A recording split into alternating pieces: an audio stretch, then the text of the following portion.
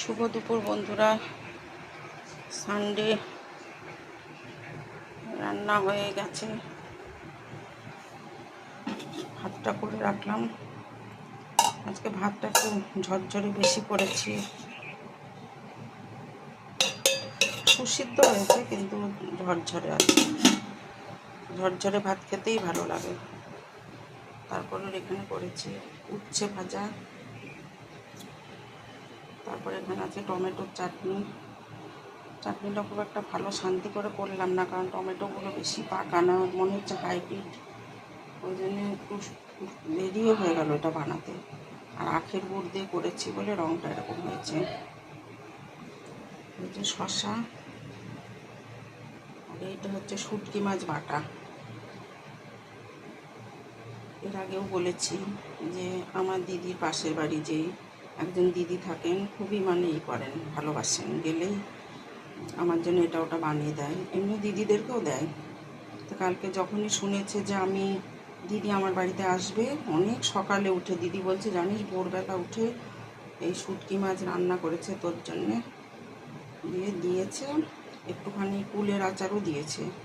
ওটা আজকে আর খাবো না, যেদিন ডাল বানাবো সেদিন ডালের সঙ্গে কুলের আচারটা খাবো।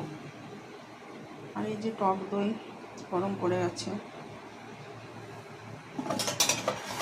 আর লাস্ট মেনু চলছে,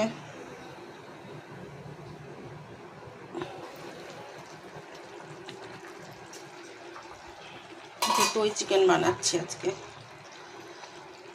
এখনো রেডি হয়নি, হয়ে এসেছে, আর বেশি নেই। এই যে হচ্ছে, এটা পাতলা কেন গ্রেভিটা দেখাচ্ছে আমি সেটা বলে দিচ্ছি। আজকে একটু অন্যরকমভাবে করেছি।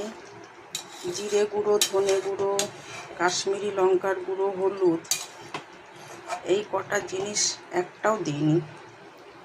আমি পেঁয়াজ, রসুন, আদা আর কাঁচা লঙ্কা মিক্সিতে পেস্ট করে নিয়ে ছাঁকনি দিয়ে ছেঁকে শুধু ওই উপরের খোসা যা ছিল সব তুলে ফেলে দিয়েছি, দিয়ে শুধু ইয়েটা নিয়েছি, পাল্প মতো বেরিয়েছে ওটা নিয়েছি। ওইটা দিয়েছি, নুন দিয়েছি, অলিভ অয়েল দিয়েছি, টক দই দিয়েছি, দিয়ে আর দিয়েছি রোস্টেড মশলা। ভালো করে ম্যারিনেট করে অনেকক্ষণ রেখে দিয়েছি। রেখে দেওয়ার পরে যখন মোটামুটি ম্যারিনেট হয়ে গেছে, আধ ঘন্টা তো রেখেছি, রাখার পরে তারপরে কড়াতে পেঁয়াজ একটু বেরেস্তা মতো ভেজে নিয়েছি। আমি ভেজে নিই ম্যাক্সিমাম, যেটা পেঁয়াজ রসুনের রান্না হয়